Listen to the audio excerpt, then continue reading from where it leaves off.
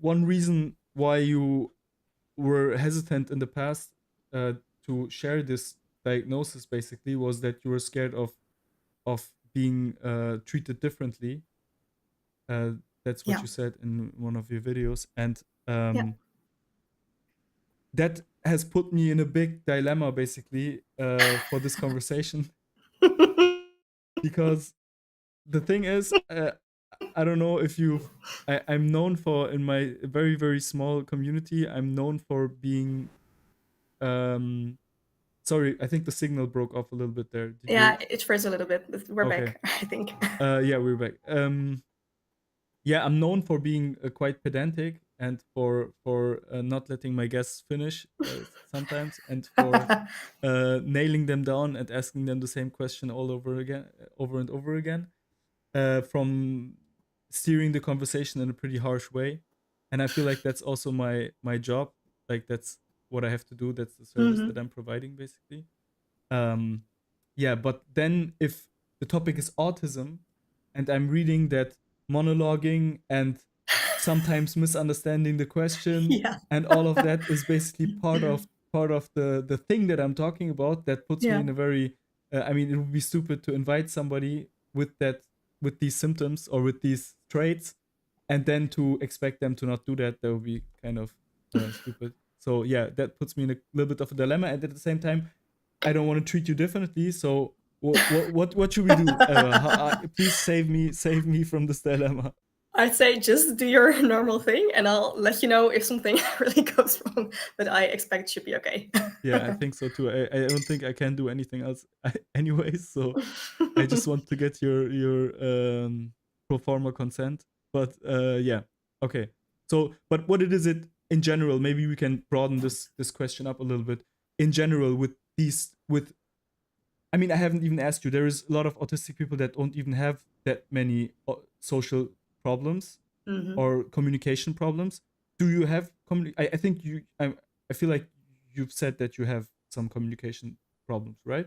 Yeah, I would say if you have the official diagnosis, you definitely do have some sort of communication issues because it's kind of a big part of actually being able to get that diagnosis. So if you don't have any issues, you wouldn't get the diagnosis of autism. Mm-hmm. For me, it's mostly that I tend to take things really, really seriously. Mm-hmm. So I don't always catch sarcasm or anything like that. So I Mm-hmm.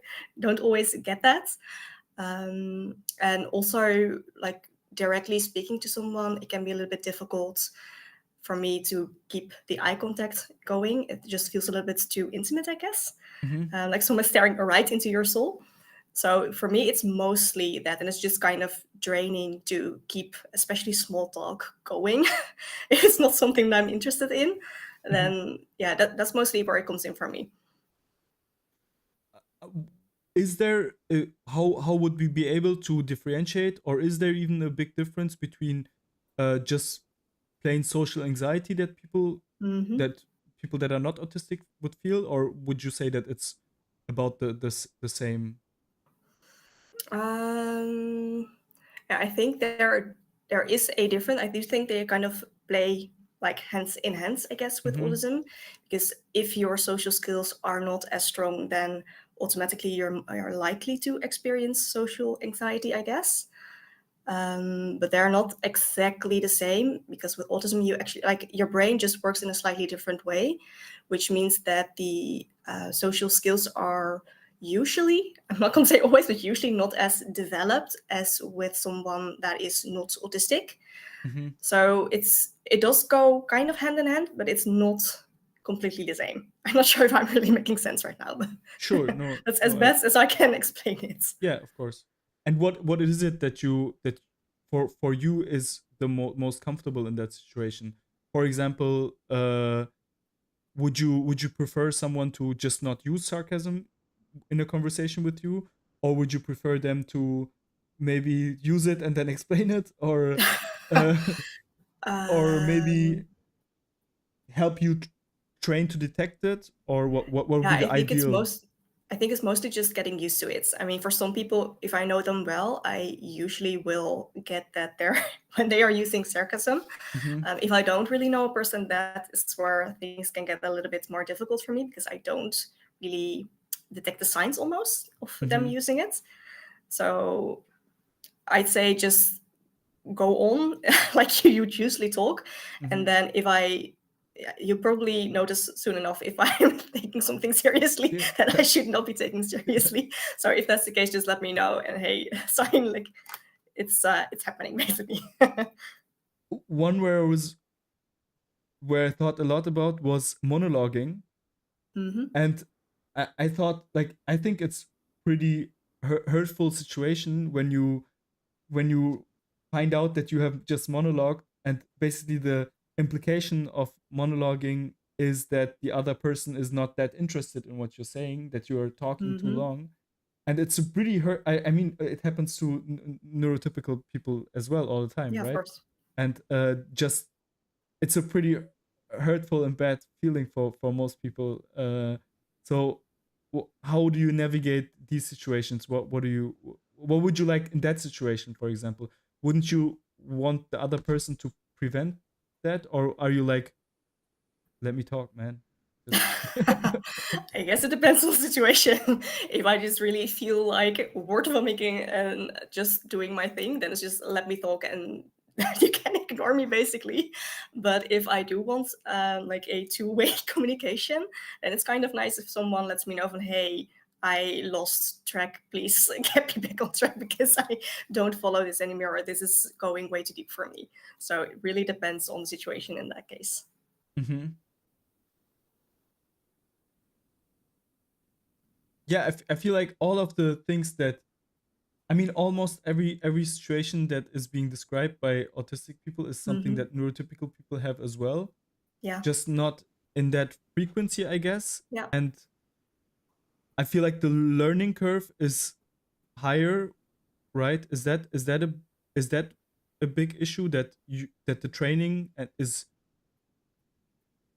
I'd say just like social training, if you would, Mm-hmm. it takes a little bit more from someone that is autistic, um, because I already touched on this, but the brain works a little bit differently. So for most autistic people, you first start developing the part of your brain that is more like the analytic part. So yeah, I'm not sure how to say it, but the analytic part in for most neurotypicals, the first thing that you start really developing is the social skills. So Mm-hmm. making contact and keeping that contact going. So basically, that's flipped with autism, and because we basically start to really develop the social part of our brain a little bit later, Mm-hmm. you could say that in the end it's less developed, I guess, than for a neurotypical, which is also why we tend to go more into like those special interests because that analytical part of our brain is more developed than for most neurotypicals it would be, I guess. So I think it's mostly there, and now I lost what your question was. Yeah, the question was no, you totally answered the question. The question was if the challenges are the same, but the training just Yeah, takes longer for yeah. autistic people. And yeah, that kind of yeah, that makes sense. And so if you say the development is delayed, basically, is it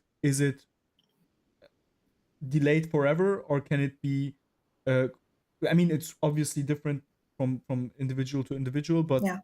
would you say that the development or nurture, let's say like that, it's Hmm. is can be so significant that it can be basically bridge this gap? I wouldn't say it's quite bridged because in the end, um, yeah, I'm not sure how to say this. Because then you would be like you would have like superpowers. It would just be Yeah, really strong development in analytical part yeah, and also the social part, which would be yeah. So I don't think, for most people at least with autism, you're going to quite bridge the gap there. That's mostly where the masking comes in. So trying to almost fit in, basically, almost play the role of Mm-hmm. what is expected of you in conversation. And that's where it can be kind of draining to keep the conversation or communication in any way like going. Mm-hmm. So I don't think you're quite ever going to get where most neurotypicals would be with their social skills. Mm-hmm. But you can get close for what the other person would notice. I'd say that. Because like inside it's going to just take more energy than for someone that is neurotypical, because you are constantly thinking about it. Whereas most other people's, they just have the conversation, maybe they'll think a little bit about it afterwards, but you are constantly thinking about it while you are going, and then also trying to keep track of the conversation. Yeah. So it just takes a little bit more energy.